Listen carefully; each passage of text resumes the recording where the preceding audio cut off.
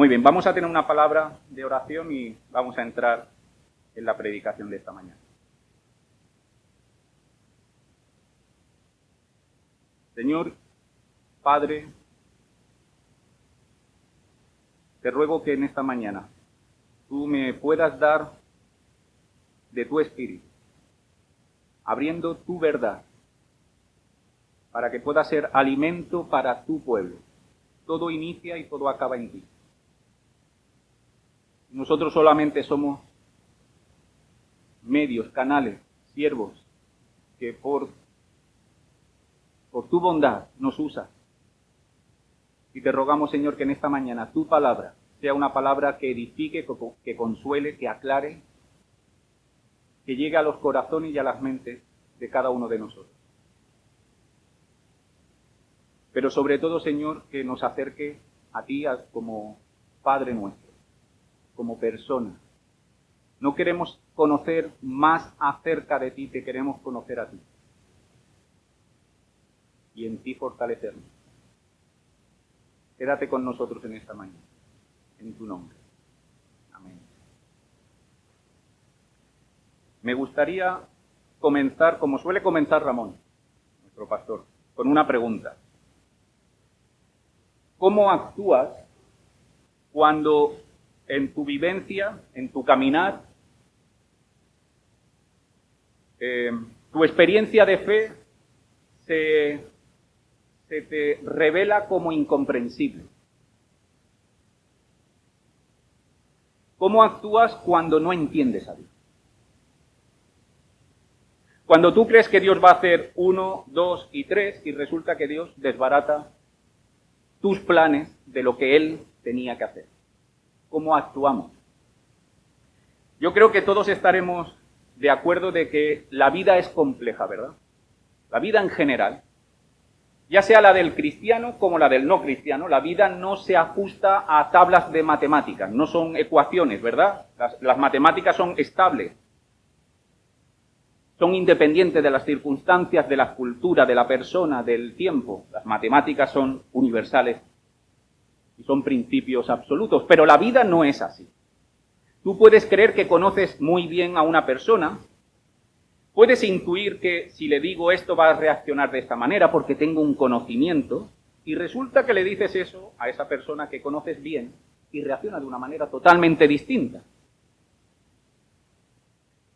Y esto que puede suceder, y que sucede, y que todos sabemos que sucede, digamos, en la realidad de la vida que vivimos, también sucede en la realidad de la vida de la fe.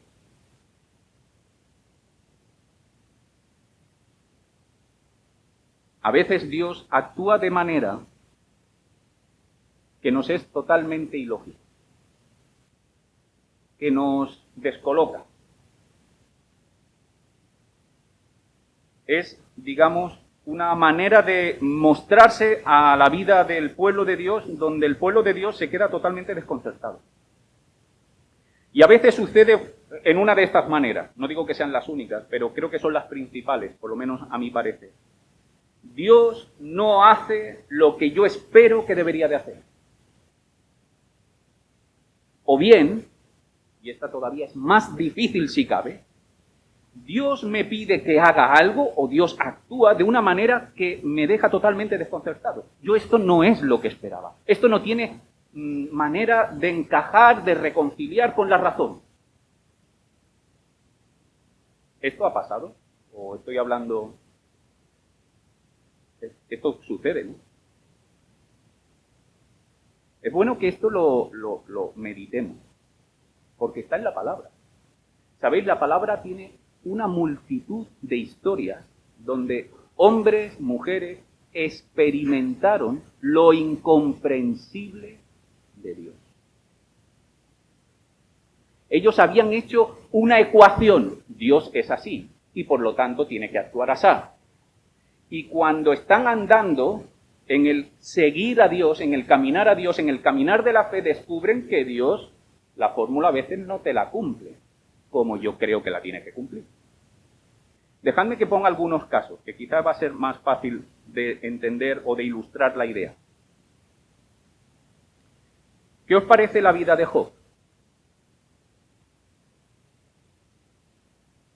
Un hombre que en la misma historia de Job se nos presenta como un hombre íntegro, moral, de fe, abierto a Dios, preocupado por su familia, de que sean personas que dan honor y gloria a Dios. Y de repente, toda su vida se desmorona. Y Job dice, hombre, si he hecho algo malo, dime lo que he hecho mal. Y si no he hecho nada malo, ¿por qué permites que mi vida se desmorone? No te entiendo, no te entiendo. Mi razón no alcanza a entender lo que estás haciendo. Considera, por ejemplo, la vida de Abraham. Abraham, vas a tener un hijo. Pero yo tengo cerca de 100 años. Mi mujer es también anciana. Y no solo anciana, es estéril. ¿Cómo puedo yo ver la lógica de tu petición? Dios, tú eres el que ha creado los cuerpos. Yo no he sido el que he dicho que a estas edades no se suelen tener hijos. Yo no he decidido que mi mujer sea estéril. ¿Por qué a mí, hombre anciano, y a mi mujer anciana y estéril, nos dice que nos vas a dar un hijo? ¿Cómo lo vas a hacer? No te entiendo. Y un poco más adelante, cuando tienen al hijo, sacrifícame a tu hijo. Pero, Señor, vamos a ver, pero no me has dicho que en mi hijo va a venir la descendencia, tu promesa se va a cumplir, no en Ismael, sino en Isaac. Tú has hecho este gran milagro en una matriz que estaba seca, la de mi mujer, has traído el fruto de Isaac y ahora me dices que cuando es muchacho lo tengo que sacrificar. ¿Y ahora cómo comprendes a Dios? O piensa en Moisés. Moisés, yo estaré contigo, ve a Faraón y dile, deja salir a mi pueblo, que yo estaré contigo. Y llega Moisés y le dice a Faraón, deja salir al pueblo de mi Dios. ¿Y cómo responde la primera vez el Faraón? ¿Os acordáis? Porque hay que ponerse en la situación de Moisés, ¿eh? Ahora llega allí, Dios estará con él, habla delante del hombre más poderoso de la tierra, Faraón, y le dice, mi Dios ha dicho que deje salir a su pueblo. Y el Faraón dice, ¿cómo? Yo no conozco a ese Dios. Lo que veo es que estáis un poquito negligente y vaguitos. Así que os voy a duplicar el trabajo. Así que no es que no has liberado al pueblo, sino que ahora tu pueblo está mucho más esclavo. Y cuando sale Moisés de entrevistarse con Faraón, no solamente tiene ese problema con Faraón, sino que ¿qué ocurre con los judíos? ¿Qué le dicen a Moisés? Para esto, valiente bocaza. Ahora tenemos que trabajar el doble. ¿Y qué pensáis que diría Moisés? Señor, hay algo aquí, hay un episodio que me he perdido. Tú me dijiste que iba a liberar, tú me dijiste que iba a estar conmigo, yo lo hago y resulta que esto no tiene sentido ninguno. O Habacuc, Señor, ¿por qué permites la maldad? ¿Por qué no dices nada? Y Dios le responde a Habacuc y dice, sí, voy a traer justicia contra la maldad. Estoy levantando a los caldeos. Y Habacuc dice, ¿cómo? A los que son peores que los de tu pueblo los estás levantando para traer. Dios una y otra vez se nos revela como algo incomprensible. Ahora, yo creo que esto nos debe de, por un lado, llamar a la meditación. Porque, ¿qué estamos diciendo cuando decimos, cuando la palabra nos abre, nos enseña, nos ponen ejemplos, ilustraciones, historias, donde Dios parece no actuar conforme al parámetro que nosotros hemos dicho que tendría que actuar? ¿Qué nos está diciendo la palabra? ¿Que Dios es irracional? ¿Que a Dios no hay por dónde cogerlo? Vete tú a saber lo que hoy Dios va a hacer. ¿Es eso la conclusión? Yo quisiera simplemente, y voy a intentar ser lo más breve posible, pero concentrar en 3 ideas lo que yo creo que aporta, habría mucho que decir acerca del Dios incomprensible. Pero yo quisiera destacar 3 ideas, y sobre todo la primera. La fe que nos expresa la palabra, la fe bíblica, no está reñida con la razón, pero no está limitada a la razón humana. La fe bíblica no está reñida con la razón, no son enemigas. A veces esto se quiere plantear, y sobre todo me quiero dirigir a los jóvenes aquí, sobre todo a los que estáis en universidad, en edad de ir a la universidad, o en el instituto también, donde de una forma sutil, cada vez menos sutil, se va diciendo que si tú crees en Dios es que tú no eres de pensar mucho. Que lo científico, lo razonable, lo inteligente, lo moderno es no creer en Dios. Como si creer en Dios fuese como creer en las hadas, creer en los unicornios. Esto es lo que se va diciendo. Una fe sin razón. Ahora, de la misma manera que hay una gran diferencia entre ser valiente y ser temerario, a lo mejor los dos hacen la misma acción, pero hay una enorme diferencia entre una persona que es valiente y una persona que es temeraria. El temerario no tiene conciencia del peligro y hace una acción que nosotros desde afuera podemos decir que valiente, pero lo hace no por valentía, sino por inconsciencia. No tiene conciencia del peligro, es un necio. A diferencia del valiente, el valiente sabe que hay un peligro en juego. Pero a pesar de considerar, discernir, tener raciocinio, pensar y decir, uy, aquí me estoy jugando algo, pero creo que necesito superar el miedo.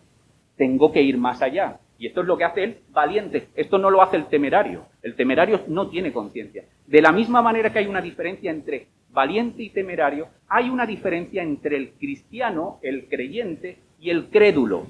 El crédulo se cree cualquier cosa. El cristiano no está llamado a creerse cualquier cosa. Si me acompañáis a un texto muy conocido de Hebreos 11, donde, como sabéis, Hebreos 11, capítulo 11, verso 1, tenemos ahí la conocida descripción o definición de lo que la palabra entiende por fe. Hemos dicho, como primera idea, ante este Dios que a veces se nos presenta como incomprensible, que la fe no está reñida con la razón. Y fijaros cómo la palabra define la fe bíblica. Es pues la fe, la certeza de lo que se espera, la convicción de lo que no se ve. Ahora, fijaros en los dos términos. Certeza, convicción.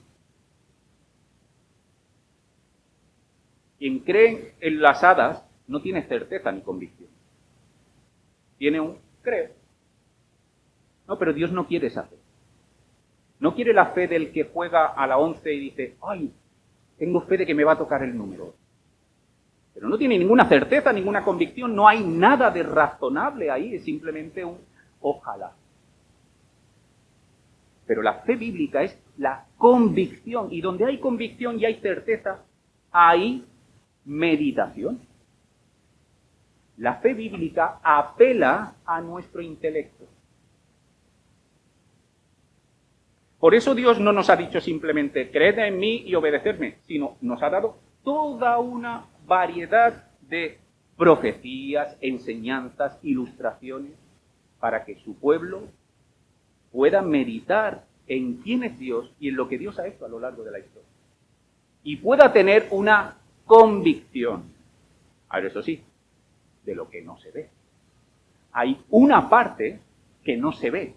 Hay una certeza de algo que todavía está por manifestarse, que se espera. Recordad, por ejemplo,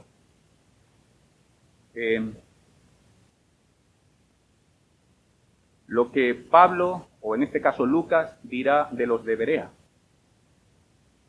Cuando Pablo llega a Tesalónica, él comparte del Jesús, del Mesías crucificado, y dicen que algunos creyeron, pero la gran mayoría lo rechazaron. Así que él tiene que salir porque lo persiguen y va a Berea, y en Berea de nuevo abre las Escrituras. ¿Por qué abre las Escrituras? Porque los quiere convencer, les quiere mostrar las razones, apelando a su conciencia, a su intelecto. Mirad, es que esto es lo que dicen los profetas. ¿Y qué dice Lucas de los de Berea? Que eran más nobles. Porque a diferencia de los de Tesalónica, estos no se lo creyeron, ¿eh? No dijeron, sí, Pablo, lo que tú digas, porque no lo creemos todo. No. ¿Sabéis lo que dijeron? Dice que cogieron las Escrituras y empezaron a escudriñar, a utilizar la cabeza, para ver si lo que decía Pablo correspondía con lo que decían las Escrituras. Y la Biblia lo aplaude. Bien hecho. Bien hecho. Dice Jesús que el gran mandamiento es amar a Dios. ¿Y cómo amar a Dios? Entre otras cosas, con toda tu mente. Luego, la fe cristiana no desprecia la razón.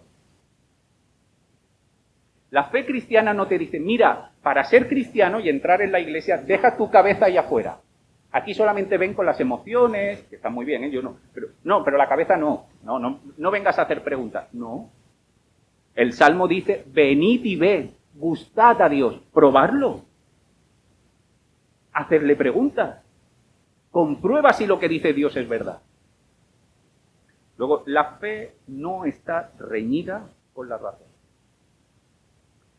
Pero al mismo tiempo, y el pero es un pero grande, el pero es un pero grande. Al mismo tiempo, la fe, la manifestación de cómo es Dios, no se va a limitar a tu razón. La fe no está reñida con la razón. De hecho, la razón va a ser base, va a ser uno de los pilares de nuestra fe. Pero Dios, nuestra relación con Dios, no se va a limitar a lo que tú y yo entendemos que es lógico y razonable. ¿Me estoy explicando?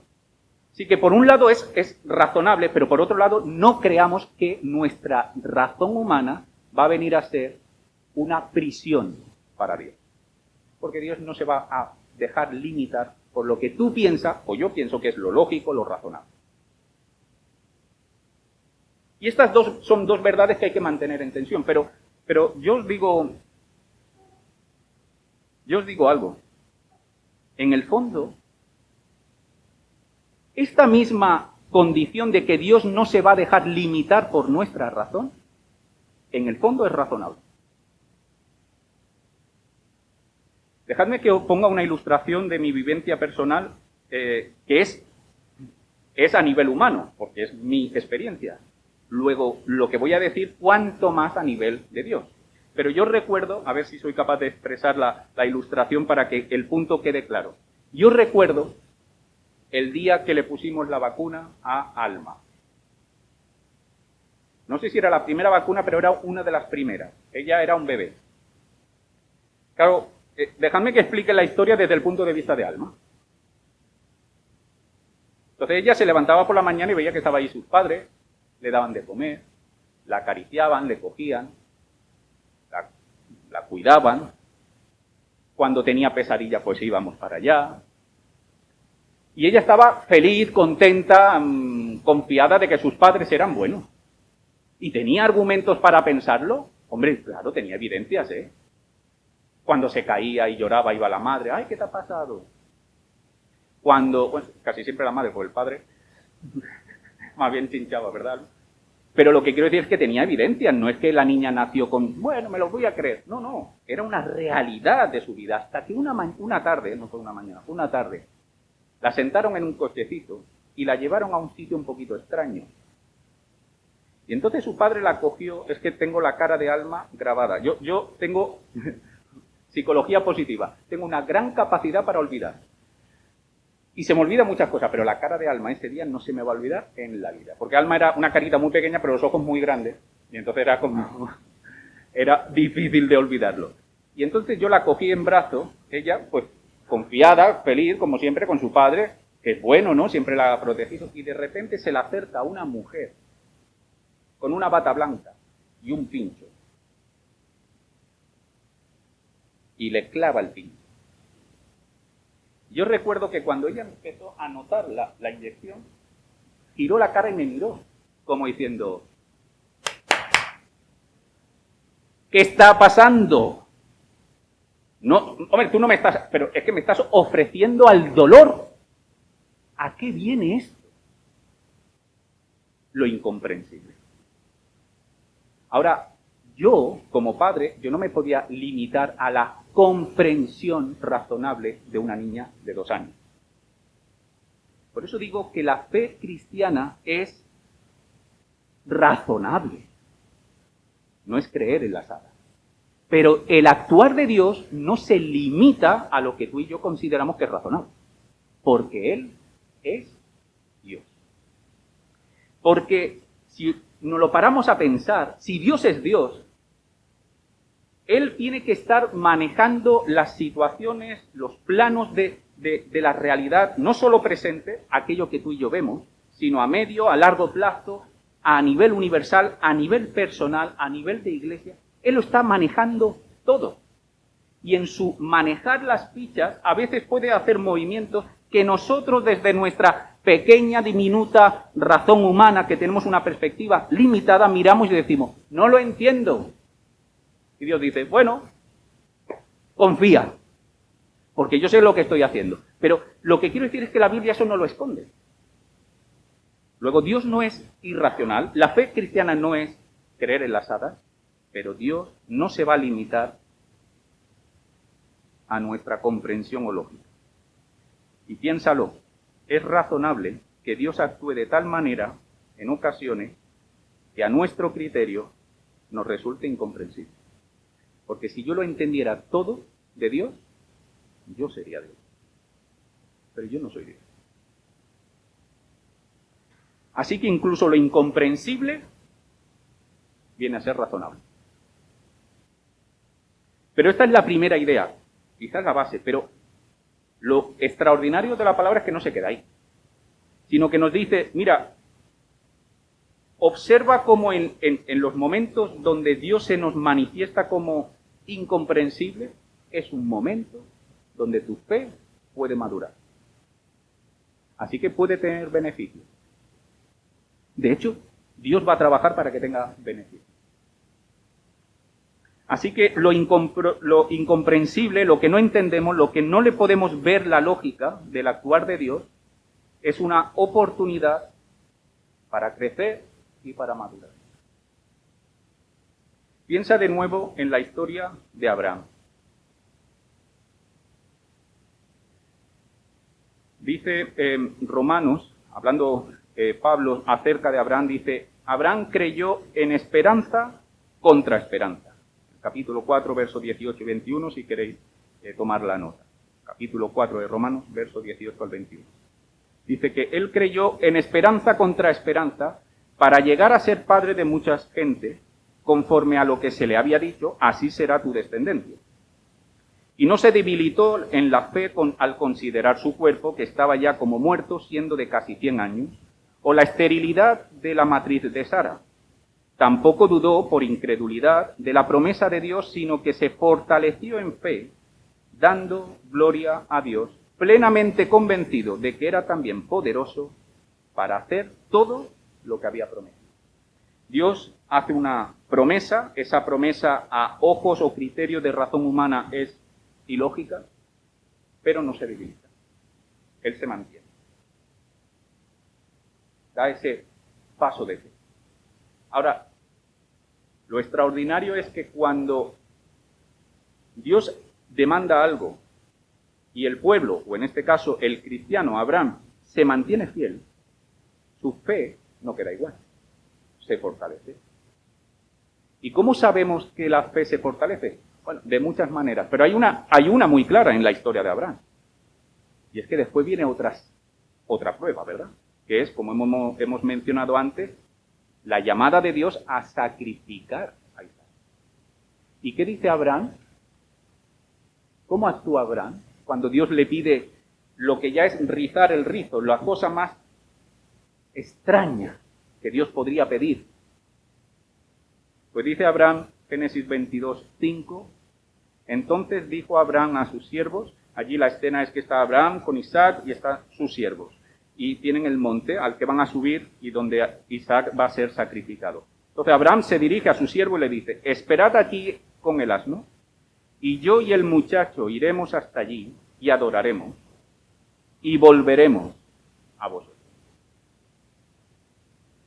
O sea, la conciencia de Abraham es que Dios me ha pedido que lo sacrifique. Yo voy a ir, yo no sé lo que va a pasar, pero sé que vamos a volver. Volveremos, Isaac y yo. Y este es un paso donde demuestra que Abraham tenía una fe mucho más madura. ¿Y por qué ha podido tener una fe mucho más madura, mucho más sólida? Porque experimentó lo incomprensible de Dios y se mantuvo en fe. Y cuando Dios puso las cosas en su lugar, a pesar de que él no acababa de entenderlo todo, ¿cómo voy a tener un hijo siendo yo de 100 años, mi mujer? Pero Dios actúa, entonces da el siguiente paso. Y su fe está mucho más fortalecida para afrontar esta prueba de sacrificar a Isaac. Piénsalo en el ejemplo de Job.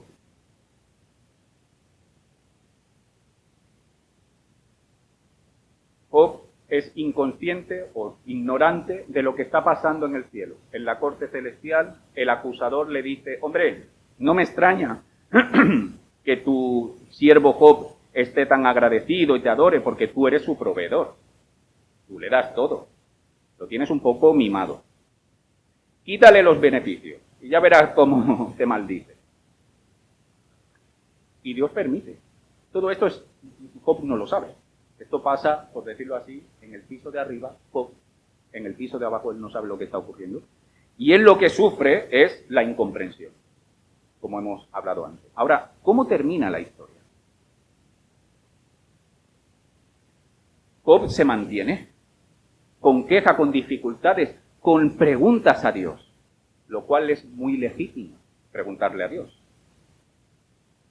Pero ¿cómo concluye la fe de Job?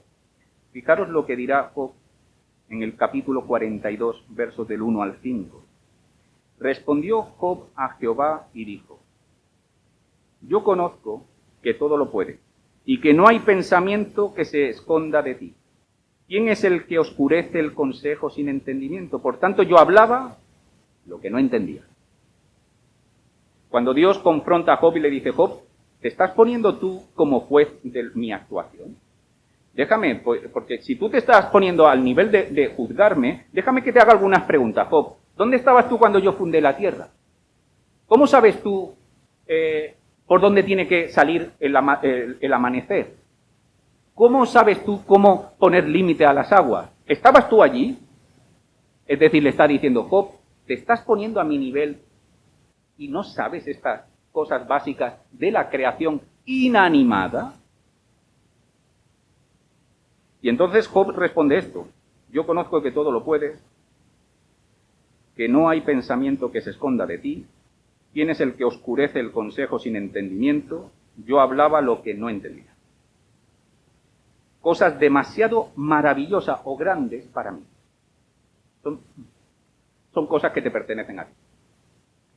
Pero esto no es lo fundamental de la fe. Lo fundamental de la experiencia de fe de Job es que a raíz de esa vivencia del Dios incomprensible, cuando se mantiene abierto a lo que Dios va a hacer, termina diciendo estas palabras.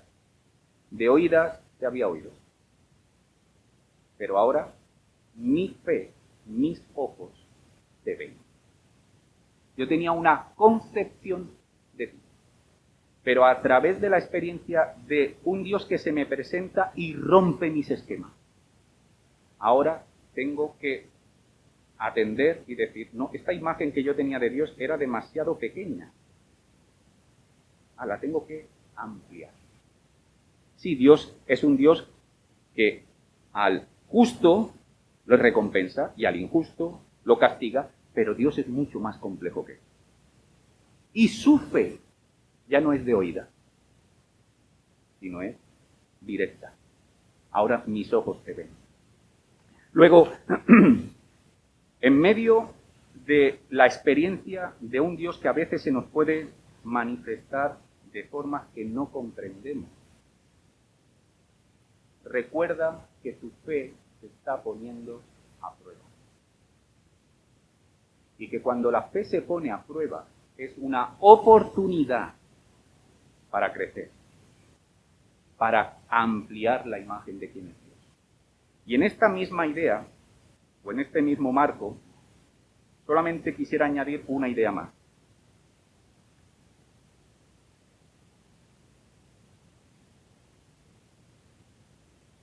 Para que lo incomprensible venga a ser algo que nos trae madurez en la fe, quizá hay muchas cosas que podríamos hacer y decir.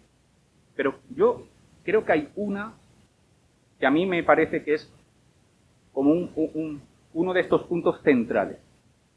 Si estás pasando en tu vida un tiempo, o si estamos pasando como iglesia, un tiempo donde Dios parece que no acabamos de saber por dónde quiere que vayamos, o ha pasado algo en tu vida, y tú entiendes que esto no es lo que yo esperaba, que Dios no entiende cuál es tu plan,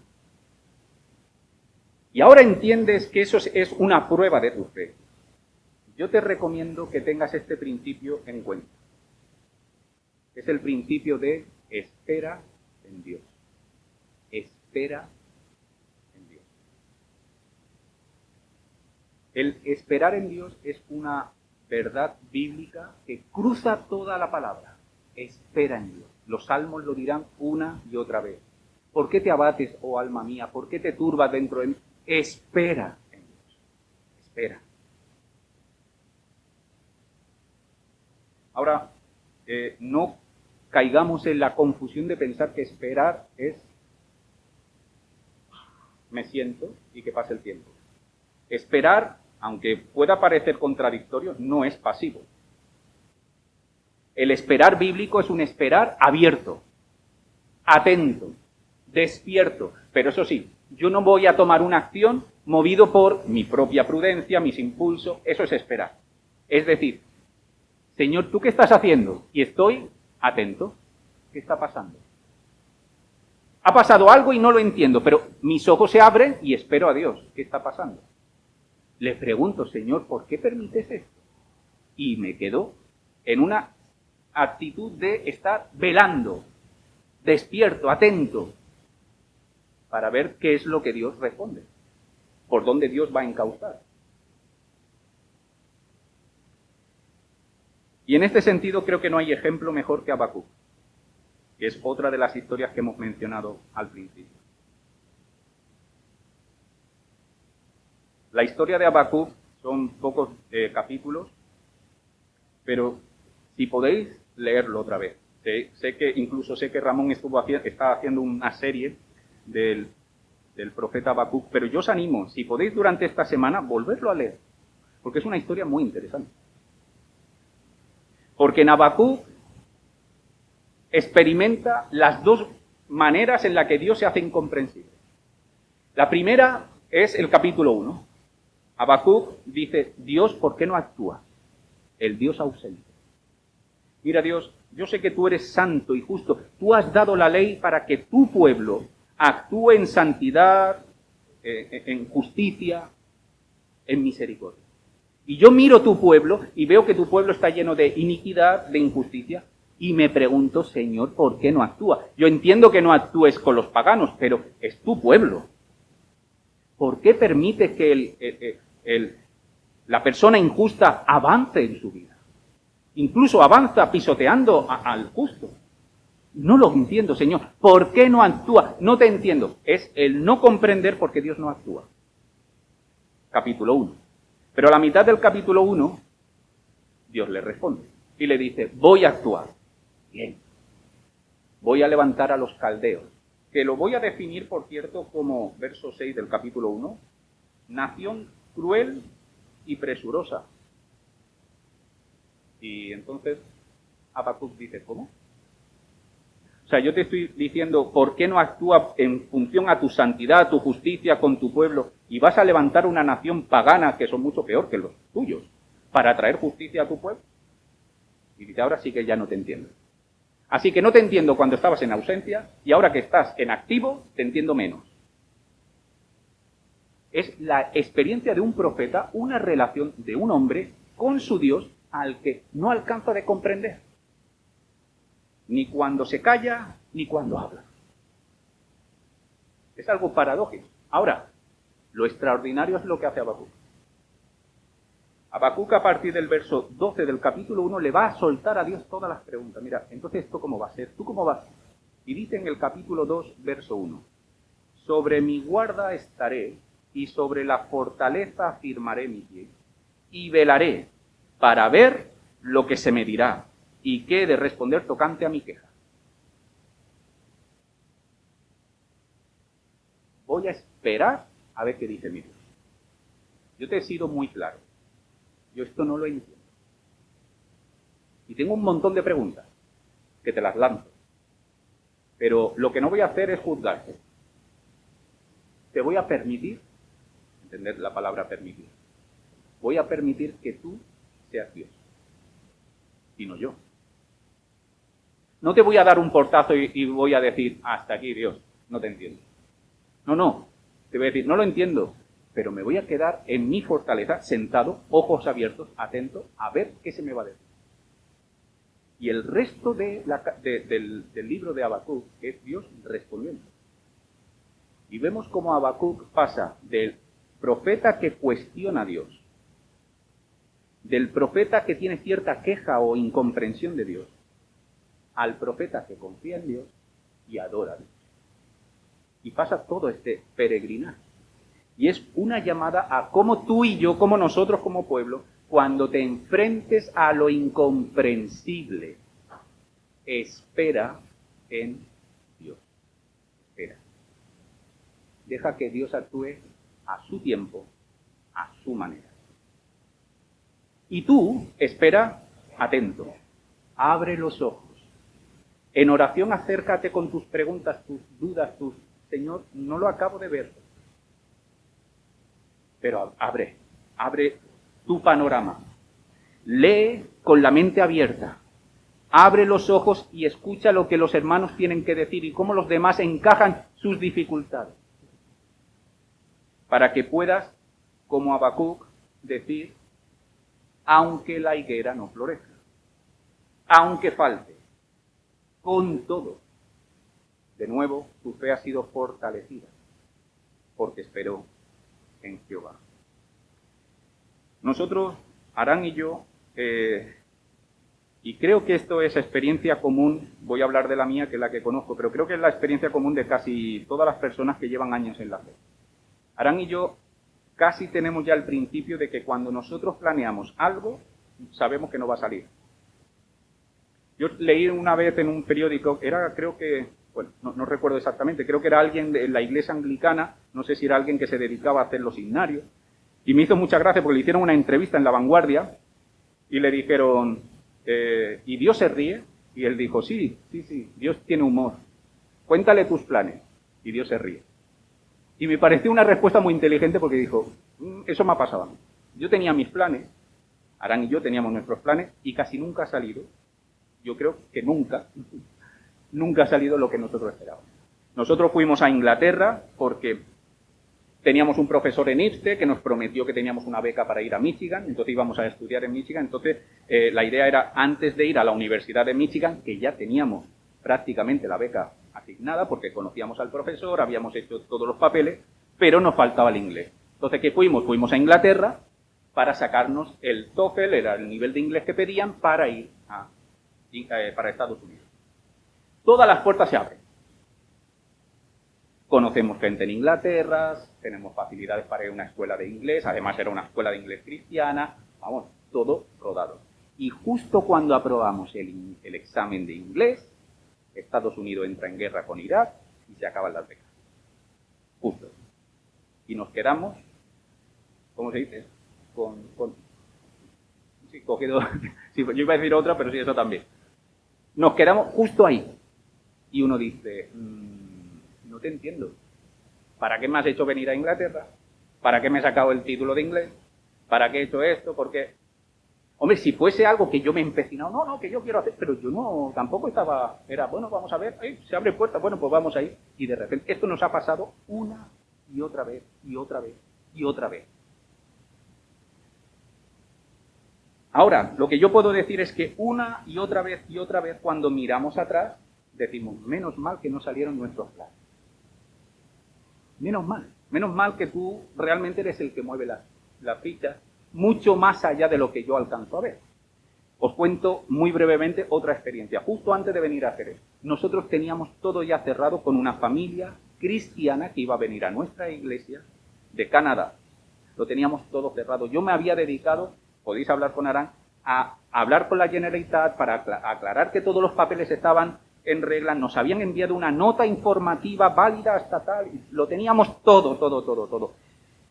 Ya tuvimos un problema porque lo íbamos a hacer y entonces vino la pandemia y lo tuvimos que retrasar, pero bueno, esto ya era normal, ya estábamos acostumbrados, pero justo ya al final teníamos que dar la entrada al piso de aquí de Jerez, ya estábamos mirando cómo, y ya la familia venía de Canadá con todos los muebles, con todo, y llega la Generalitat y nos dice, no se puede firmar el contrato. Se ha cambiado la ley. ¿Cómo que se ha cambiado la ley? Si yo tengo una nota, oye, que os he pedido, que lo tenéis todavía en... No. Justo, creo que fue una semana antes de ir al notario. Una más.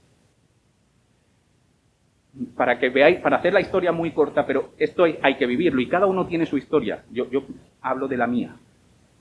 Al final tuvimos que retrasar todo hasta septiembre, varios meses más tarde. No sé si os acordáis, pero hubo una sentencia del Tribunal Supremo que quitaba la plusvalía.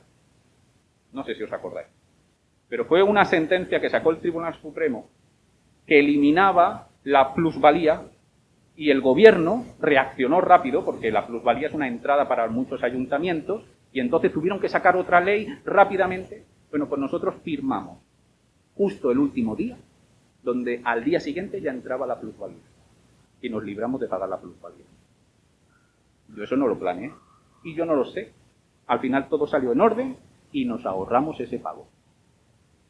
Esto ha sido una y otra vez. Ahora, en el momento, yo os digo, en el momento cuando lo teníamos todo preparado y de repente nos dice que no podemos firmar,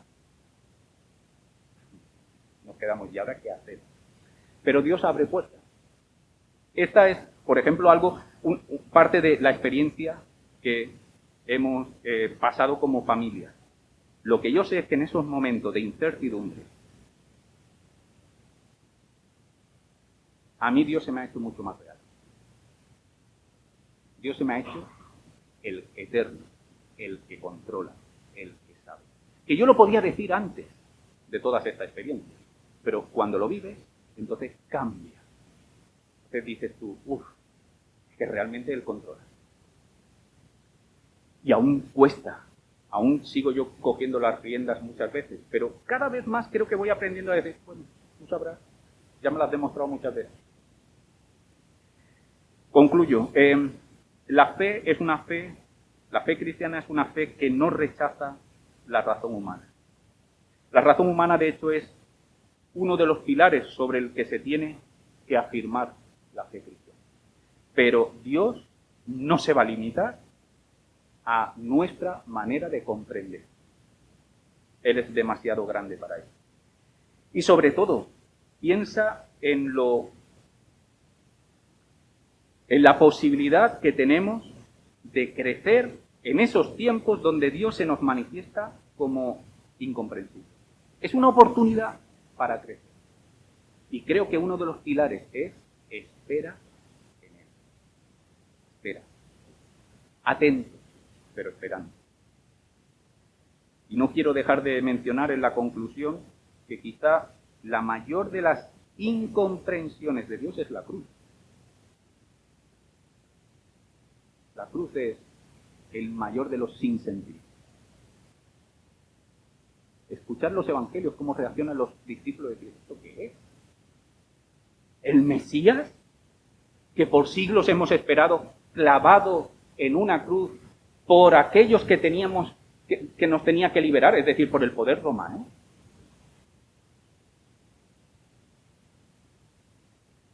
Y la cruz, que es la mayor de las incomprensiones, el mayor sinsentido, lo que Pablo dirá la locura del Evangelio. La locura. Resulta que a su tiempo viene a ser el lugar de la mayor revelación de cómo es Dios. El mayor sinsentido, al cabo de un tiempo, la Iglesia, el pueblo de Dios, mira hacia atrás y mira la cruz y dice, ahí veo con mayor nitidez cómo es Dios, su amor, su misericordia, su justicia y su santidad. Pero esto solamente lo experimentamos esperando en Dios, abiertos a lo que es incomprensible. Que Dios nos ayude a pasar por esos tiempos donde Dios actúa de manera que no entendemos, para que podamos como pueblo, como hijos, como familia, crecer en Él.